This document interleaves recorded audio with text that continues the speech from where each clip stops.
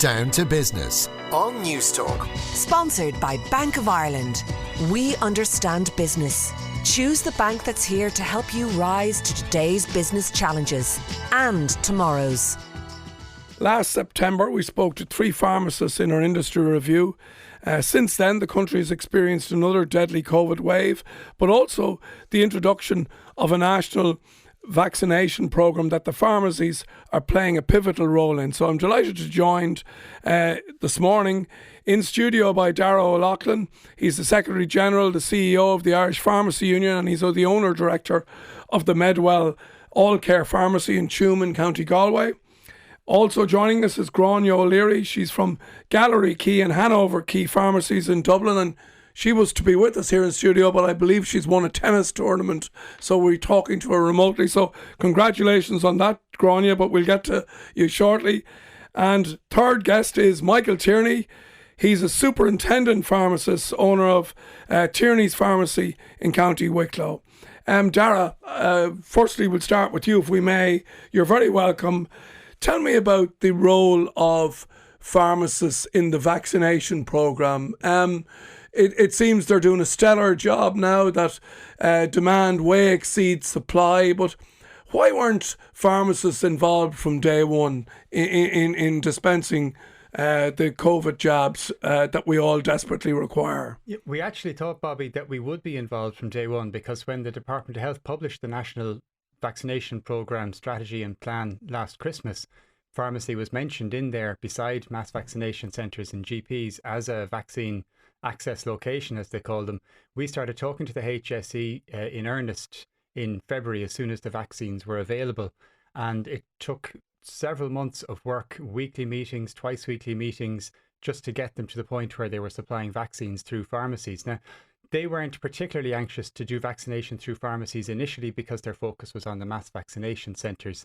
The supplies of vaccines, as we know, coming into the country weren't what we had expected.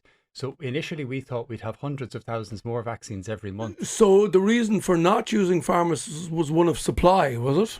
The capacity in the mass vaccination centres was more than enough to cope with the supplies that were coming into the country. And then you might remember we had big issues with AstraZeneca for a while, where there were some clinical questions asked, and we had thought we'd be doing the AstraZeneca vaccines in pharmacies.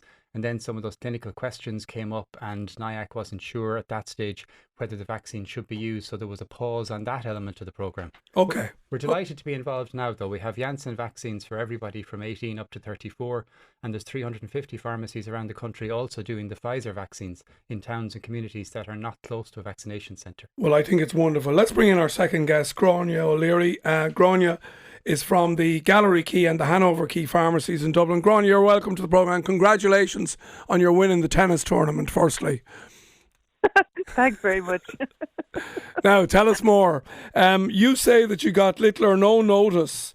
You got 48 hours warning that you were being used in the vaccination programme via the general public and not from the HSE. The communications around that sound pretty dismal. Yeah, well, first of all, I have to say we're delighted that we're able to participate in the vaccination programme. As Darragh was saying, we've been asking right from the beginning, and our communities are delighted that we're now available to vaccinate too. We've done about 80,000 vaccines since being granted access to the vaccination programme, and the demand has been exceptional.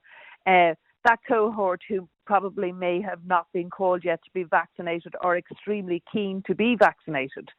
So they're going around. I think what's happened, ironically, is they're putting their names down in loads of pharmacies or emailing, calling numerous pharmacies. Yeah, I suppose in the hope. That must be a real challenge, Gráinne, in terms of, people not turning up and, getting a vaccine and being on, 10 pharmacies waiting lists and all that. How do you manage all that?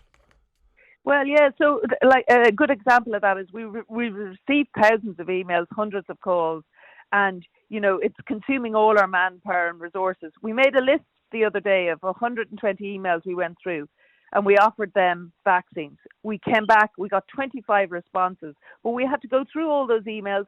We had to send out all the offers of appointments, and then we had to wait for them to come back.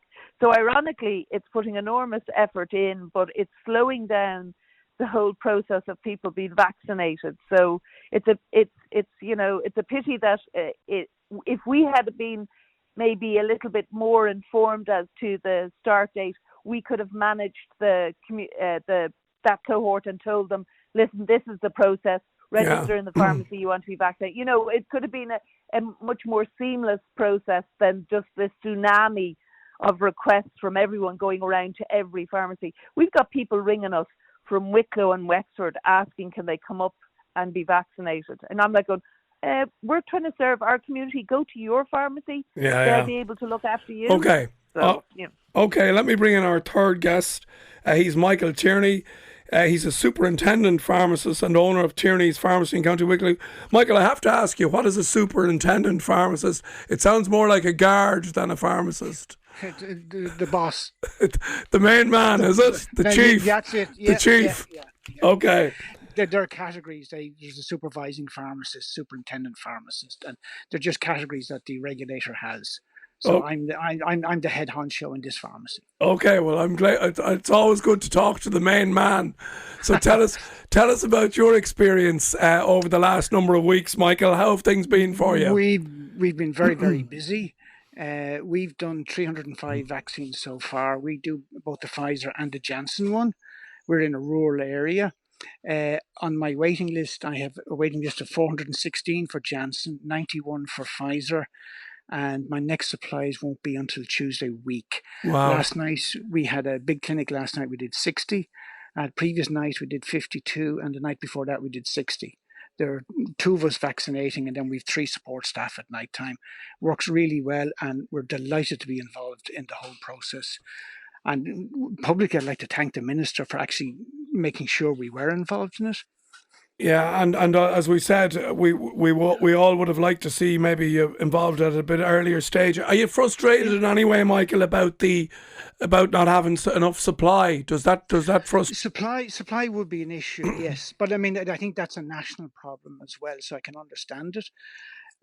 There's plenty of vaccinating still to be done between what will be left of COVID, flu vaccination season, possibly a booster dose either end of this year or early in next year, and then there'll be children to be vaccinated as well. So there's plenty of vaccinating still to be done, and we'd love to be part of it. The public are really appreciative of what we're doing. We're getting huge support for what we're at. Yeah, no, and rightly so. And just before I go any further, and I don't want to open up a tsunami here, but if you have any queries around vaccines in the pharmacists, we've got 3 imminent representatives here from the pharmacies, and we'll try and help you with any texts or questions that you might have. Dara Loughlin, if I could go back to you, can you tell us a little bit about the business aspect of this vaccination program? How much do you get for a vaccine? How does it work economically? Is there a different margin on different types of vaccines? I think some of our listeners might be interested to know some of the science and the maths behind it. Yeah, from a business perspective, it's relatively straightforward. Back in January, Cabinet set the fee rates for pharmacists and GPs who are doing COVID vaccination. So every dose that's administered, it's a €25 fee. Right. The HSE owns the vaccines. So they've gone out, they've procured them, they've bought them from the company. They've contracted with a firm called United Drug to distribute those through the national cold chain. So you don't have to buy a vaccine per se. You're paid for your labour in dispensing. Yeah, in fact, I couldn't tell you how much each vaccine dose is costing the HSE. That's confidential between the HSE and the companies themselves, and through that European Commission procurement process. So we place our orders with the HSE, and in fact what they've been doing, because stocks are limited, is pushing out a certain quantity to each pharmacy. So initially every pharmacy that signed up got 50 Janssen doses. That was to do the over 50s in the community that hadn't been vaccinated. Then after that, when the Minister made his announcement about younger people, we spoke to the HSE that day, and they agreed to send another 100 doses immediately to every pharmacy on the list, so that those would arrive in the next few days and we'd be in a position to start vaccinating younger people. We're probably at a stage, are we now, that I know that there's a shortage in supply, but sooner or later that's going to be sorted out, and hopefully there'll be an abundance of supply that pharmacists can dispense. Why are all pharmacies not part of the programme, or is there a reason that not every pharmacist is involved? There's specific training required, and you need to have a certain amount of staff available and a certain amount of space available in your pharmacy Right. to do it. So some pharmacies wouldn't see themselves as being in a position to do it. When the call for expressions of interest went out, a little over 1,200 pharmacies immediately wrote into the HSE and set out in detail how they would provide the service in their pharmacy if they were selected. And the HSE went through that and they selected about 900 and something pharmacies, about 960 pharmacies, maybe 1,000 to do it. And then because there were delays and we came into the summer, about another 200 pharmacies said either, look, we don't have a lot of over 50-year-olds in our community looking for vaccination. You'll be wasting your vaccines if you send them to us. This was before we could use them on young people. Or they said, look, we've got a lot of people on leave. It's the summer now. We probably don't have the staff to put behind it. So we'll hold off and we'll come back in at a later stage in the programme. Okay. Grania, can I go back to you about the business in the local community? You made a good point earlier there that, you're prioritising your local community because they're the people who supported you through the last, I'd suggest, very challenging 18 months. Yeah, absolutely. The city centre is still really quiet, and because we need people to come back to work. And in order to encourage them to come back to the office, obviously while staying safe, the vaccination programme, I think, particularly for that cohort, is so important on so many levels. I suppose it'll reduce everyone's level of risk, but also give them some form of reassurance so that they can get back or steal back some form of normality in their lives. So, I think it's enormously valuable. And all those people around there, I mean, we've all been very, very quiet in the city centre, and we still are. Only for the vaccination programme, I think we would still be in an awful lot of trouble. But now we're busy doing stuff, and we're delighted to be doing it. And have you been frustrated then by the lack of supply in terms of having enough stock to dispense? Well, I mean, the demand is enormous. Like our only limitation on delivering the vaccine is the supply of the vaccine. Because when we get it, we got the 50 doses, it took us a day and a half to get through them. We then got an additional 100 doses, and it took us 3 days to get through them. So and we do it. We don't care. We'll do it in the evening. We'll do it at the weekends. We squeeze people around our business because we want everyone to be vaccinated to try and get, particularly that cohort, I think, to try and let them steal back some form of normality in their lives. It'll make such a huge difference to us all getting back to life, because I don't think COVID is going away. It's going to be like the flu. It's something we're going to have to learn to live with, and take all those, really simple measures, wearing a mask in high density areas or indoors, washing your hands. It's not a big thing. I know it's not something we're used to, but if we start doing that, we can start going back and start to live normal lives again. Businesses can start getting back to normal business again as well. And it's just so enormously important for everyone on so many levels. Yeah, no, you're dead right.